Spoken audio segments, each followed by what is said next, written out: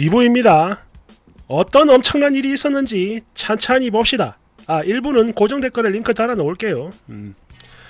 대략 2주간 근무하다가 저는 몰랐는데요. 이게 몰래 그만뒀더라고요, 일을. 근데 매일같이 밖으로 나갑니다. 하지만 무슨 이유인지는 몰랐죠.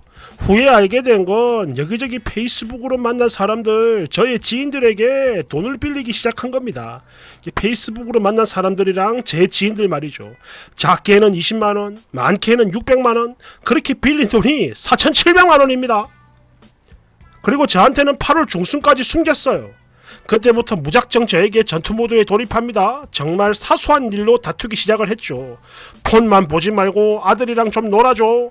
이 말에 극분합니다. 극흥분, 분노, 욕, 물건 던지기, 잠자리 거부, 이게 제일 짜증나. 등등등. 드디어 시작이 된 건가? 이런 생각이 들었습니다. 참고로 저랑 나이 차이가 16살이에요. 저보고 이럽니다. 야! 나랑 살기 싫지? 너랑 행복하지 않아. 나를 자유롭게 해줘.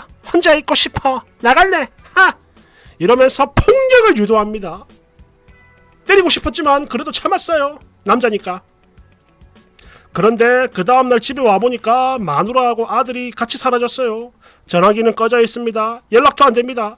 일주일 후에 결국 저는 처갓집으로 전화를 했습니다. 그러자 장모님 하는 말이 자네 아들은 여기 있고 네 마누라는 집에 간다고 어제 갔는데 둘이서 돈을 좀 모아야 한다고 애만 여기 잠시 맡기고 자네랑 돈 번다고 집에 갔어. 예, 알겠습니다. 저는 그때부터 아내를 찾습니다. 제 명의 휴대폰 위치 추적. 구미에 있네. 아니 구미에서 뭐라는 거야. 계속 전화하니까 결국엔 받아요. 그래서 어디야? 난 내버려 둬. 이혼해. 너랑 행복하지 않아. 나 여기서 혼자일 거야. 너는 애를 버리고 어디를 그렇게 이러는데 저한테 욕도 합니다. 예, 녹음했죠. 차는 왜 가져갔냐? 자기는 차를 사겠답니다. 기도 안 차죠. 저는 미쳐가고 있었습니다. 차를 팔았는데 또 샀나 봅니다. 저는 미쳐가고 있었습니다. 이틀 뒤에 아내로부터 전화가 옵니다. 차가 고장나서 보험을 불러야 한다고. 오케이. 다시 위치 추적. 갔더니 모텔, 노래방, 유흥가, 피가 거꾸로 솟습니다. 이래서 살인사건이 일어나는 거구나. 이런 생각을 했죠. 그리고 저는 밤에 미친듯이 구미로 향합니다. 추적을 했더니 노래방, 모텔, 유흥가가 나왔나 봅니다. 어쩔 수 없이 저랑 통화하게 된 아내, 이미 원룸 계약하고 살 준비를 해놨더군요. 기도 안 찼죠. 계약서 사진 촬영해뒀습니다. 모텔, 노래방 사진 촬영 다 했습니다. 그러나 저는 가정을 파탄내고 싶진 않았어요.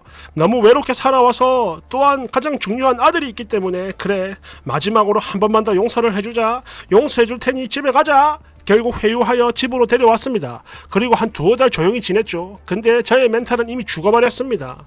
병원에 가서 신경안정제와 수면제 처방을 받아 먹으면 몇 달을 견뎠어요. 그리고 딱 9개월 뒤 또다시 밀쳐 날뛰기 시작합니다. 사소한 다툼에 또다시 흥분 지랄 발광을 하기 시작해요. 저는 병원에 가서 다시 약을 처방받습니다. 왜냐하면 뭔 소리야? 나를 유책 배우자를 만들어 이혼하려고 하는 거구나. 지를 때리게 만드는 거구나. 정말 죽여버리고 싶었어요. 그냥 평범하게 사는 게 이렇게 어려운 일이구나 싶었습니다. 저는 대출까지 받아가지고 그 돈 싹 다 갚아줬는데 뭐지? 나한테 뭘 더 바라는 거야? 그냥 죽어버려라 이건가? 그냥 죽일까? 수만 가지의 생각이 지나갑니다. 퇴근하기 전에 안정제를 먹고 집에 와요. 와서 아무것도 하지 않는 집안. 휴대폰만 들고 있는 아내.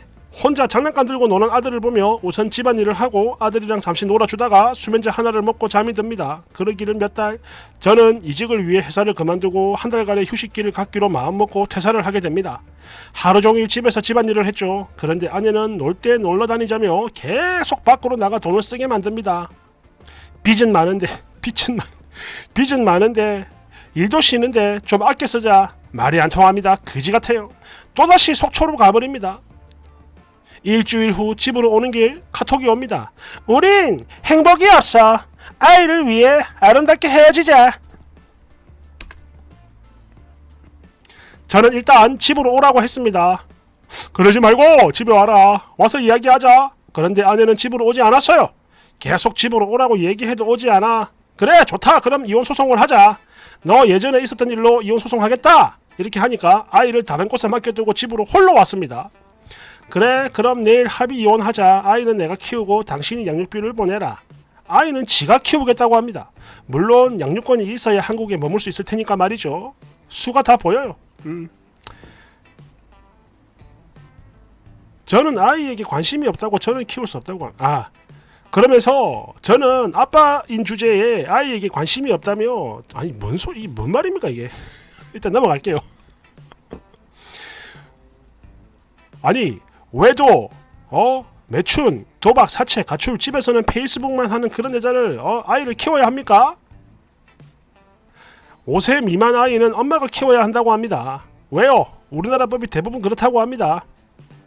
이제 알겠네요. 아이를 줄 수 없다고 하니까 여자는 아이를 키우겠다 했고 한국에 있기 위해서. 그런데 남편은 이런 여자에게 줄 수 없다 하니까 5세 미만 아이는 우리나라에서 여자한테 주려고 한다, 이 얘기를 하는 것 같아요. 저는 돈도 잃어버리고 가정도 잃어버리고 돈을 또 잃어야 합니다. 제가 먼저 소송을 걸었어요. 그런데 반대로 소송이 걸려오더라고요. 저는 이혼 사유가, 그러니까 이 여자의 외도, 가출, 도박 등등 이런 건데, 아내는 이혼 사유가 뭐 기타 사유, 이혼 강요, 가족으로부터 부당한 대우를 받았다 이러는데, 아니 지랑 나랑 아들 셋이만 사는데 무슨 부당한 대우를 받아? 도대체 왜 이런 거지 같은 일이 일어난 걸까요? 이 사람은 왜 이런 겁니까? 알고 보니까 폰이 2개입니다. 2개. 저를 유책 배우자로 만들기 위해 항상 준비를 하고 있었나 보더라고요. 정말 생각을 하면 할수록 소름이 쫙 돋습니다. 거지 같아가지고. 너무 긴 글이죠. 더 있지만 이 정도만 쓰겠습니다. 외국인 유책 배우자, 제가 승소하면 추방이 됩니까? 저 좀 살려주세요. 2달 동안 아이를 못 보게 하고 있습니다. 매일 불면증에 안정제로 버티고 있어요. 겨우. 제발 이 사람이 피눈물 흘리며 저에게 사과를 하고 꼭 승소하고 이 사람을 저그 나라로 추방시켜버리고 싶습니다. 아이가 태어나는 날 새벽에 저 잠들어 있는 동안 페이스북으로 차를 불러 강제로 아이를 데리고 가버렸습니다. 아이가 아팠나 봅니다. 뭐냐 이 사람. 아이의 퇴원 확인서와 진단서도 이미 법원에 제출한 상태고 현재 가사 조사 및 면접 교섭 사전 양육권 신청하여 기다리고 있는 상황이에요. 거지 같습니다. 제발 도와주세요. 댓글 1번. 개 한심하네 진짜. 뭐 지금 영화 찍냐? 아내의 유혹 때문에 임신을 했다고? 야, 네 마누라가 네 빤스를 강제로 내렸냐? 피해망상 지리는구만. 그래, 이게 바로 매매혼의 말로지 뭐. 2번. 진짜 아니 아재요, 대체 왜 그랬습니까? 꼭 그렇게까지 하면서 결혼이라는 걸 하고 싶었습니까? 근데 맞춤법 수준 진짜 처참하다 진짜. 아유 씨. 3번. 어쩔 수 없긴 뭐가 어쩔 수 없어.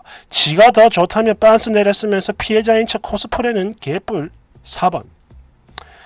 참 불쌍하네요. 근데요, 매매혼 자체가 정상이 아닌데 그런 상황에서 정상적인 가정을 바라면 안 되죠. 그건 네 욕심입니다. 그렇죠. 출발이 정상이 아닌데 결과가 정상일 수가 없죠. 5번. 아니 이건 또 뭐야? 어이 아저씨, 돈 퍼준 건 너잖아. 근데 지금 누구 들어 도와달래? 아니 돈 줄 때는 우리랑 뭐 상의하고 줬냐 이 새끼야? 별 미친. 6번. 아니 이렇게 될 거라는 걸 정말 몰랐습니까? 무려 16살이나 어린 여자가 돈 아니면 님하고 왜 만나줍니까? 주제 파악 어디 갔어? 이거는 순진한 수준이 아니라 그냥 너무 멍청한데? 돈 뜯긴 리스트만 봐도 이 사람은 답이 없죠. 누가 봐도 목적이 뚜렷한데 너 혼자만 몰랐던걸. 이제 와서 하소연하면 뭐 우리들 어쩌라고요. 영혼까지 다 뜯겨놓고 알겠어요? 아재는 끝났어요 이제. 7번. 세상에 얼마나 매력이 없으면 돈 처발라주고 매매혼으로 사온 여자한테도 저런 취급을 당하니 이 아저씨 뭔가 불쌍하다. 어쩜 좋아. 잠깐만 42이면 나랑 동갑이잖아. 8번. 너무 그지 같아가지고 할 말이 없네요. 사람이 멍청하면 죽기 전엔 답이 없다고 하더니 진짜였구만. 헐. 이제 와서 뭘 어째. 그냥 조용히 찌그러져 살아요. 사실 당신 같은 사람 조언 같은 거 1도 필요 없어. 내 장담하는데 주변에서 분명 엄청나게 말렸을 거야. 그러지 말라고. 근데 자기 스스로 호구로 자처한 거죠 뭐. 그러니까 그냥 평생 혼자 사는 거 이거 진심으로 추천합니다. 아시겠죠? 대댓글. 맞아요. 여자가 없으면 그냥 혼자 살지 그지 같은 번식 본능이 결국 인생을 파국으로 몰아가 버렸네요.